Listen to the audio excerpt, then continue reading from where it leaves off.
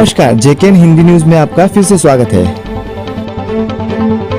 अकोला नगर पालिका चुनाव की विशेष रिपोर्ट। प्रभाग 13 डी से अपक्ष उम्मीदवार विलासराव एंगोले को लगातार बढ़ता जनसमर्थन मिल रहा है। जेकेएन हिंदी न्यूज से बातचीत में उन्होंने पानी की अनियमित आपूर्ति, खराब सड़कें, सफाई व्यवस्था और नालियों की समस्या को प्रमुख मुद्दा बताया। चुने जाने पर स्थायी जल व्यवस्था, पक्की सड़कें, स्वच्छता, महिला सुरक्षा और युवाओं के लिए रोजगार व शिक्षा के अवसर उपलब्ध कराने का उन्होंने भरोसा दिलाया।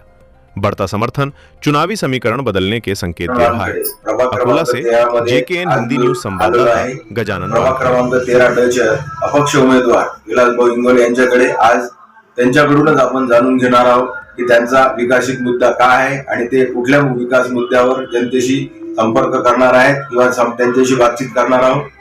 तरी आपण दादा नमस्कार, आपल्या जेकेएन हिंदी न्यूज चॅनल मध्ये आपले स्वागत आहे। आज आपण प्रभाग क्रमांक 13 चे उमेदवार विलासभाऊ इंगोले यांच्याकडे आलेलो आहोत आणि त्यांच्याच मते त्यांचं जाणून घेणार आहोत की त्यांचा काय विकासिक मुद्द्याच्या मार्गाने ते जनतेपर्यंत पोहोचणार आहेत। नमस्कार, जय भीम, जय शिवराया। मी विलास महादेव इंगोले प्रभाग क्रमांक ड मधून अपक्ष उमेदवार म्हणून मी निवडणूक लढवत आहे आणि मला जनतेने यावेळेस मला पक्षाने तिकीट न दिल्यामुळे मी पक्षाचा गेली 30 वर्षापासून पक्षाचं काम करत आहोत। चळवळीमध्ये मी पूर्णपणे काम केलेलं आहे, हे सगळ्यांना माहितीच आहे।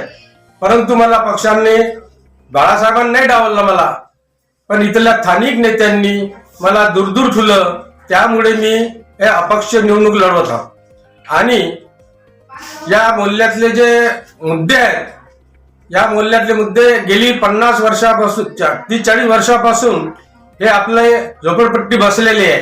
परंतु अनेक उमेदवार सत्ताधारी मधून निवडून आलेले आहेत, परंतु त्यांनी या मोहल्ल्याचा जे मेन उद्देश आहे म्हणजे प्रश्न आहे, तो प्रश्न म्हणजे आपला सलम एरिया आहे।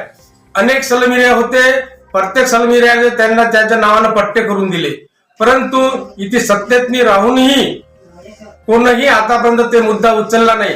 मी त्याकरिता या मोहल्ल्यातले सर्व लोकांच्या नावाने पट्टे झाले पाहिजे यासाठी मी सर्वात प्रथम प्रयत्न करीन। आणि महत्वाचा विषय म्हणजे की तुम्ही जनतेसमोर जे विकासिक मुद्दे घेऊन जाणार आहात त्याच्यात प्रामुख्याने 4 महत्वाचे असे कोणते विकासिक मुद्दे आहेत की ज्याच्यावर तुम्ही जास्त भर देणार आहात? जास्त भर तर हेच मी आज याच्या पहिले जे बोललो सांगितलं की जे पट्टे नावानं झाले नाहीये, पट्टे नावानं नसल्यामुळे कोणाचे 2-2 1-1 मजली घर असतील, कोणा झोपडपट्टी त्यांना बँक लोन देत नाही आणि कर म्हणा महानगरपालिका एवढा कर वसूल करून घेते। एका घराचा टॅक्स पावत्या 2-5-5, 10-10, 15-15, 20-20, 25-25 हजारापर्यंत टॅक्स वसूल करतात, परंतु आमच्या नावानं पट्टे झाले नाही। आणि महिला आणि युवा यांच्यासाठी आपल्याजवळ काय योजना आहेत किंवा त्यांनी योग्य मार्गाने काम करावे, संस्कार मिळावेत, त्याच्यासाठी आपल्याकडे काय आहे? युवकाबद्दल जर सांगायचं म्हटलं तर या मूल्यामध्ये सर्व समाजातील जे युवक आहेत ते 12-13 वर्षापासून जे वय आहे त्याचं, परंतु व्यसनविधी झालेले आहेत आणि तुम्ही पाहता बाजूच्या इलाक्यामध्ये कोणतेही व्यसनचे दुकानं नाही आहेत। आमच्या इथं हे बीजेपी वाले आम्हाला खुलेआम द्यायला परमिशन दिले आणि व्यसनाचे दुकानं जास्ती असल्यामुळे युवकांचं भविष्य हे धोक्यात नाही आहे।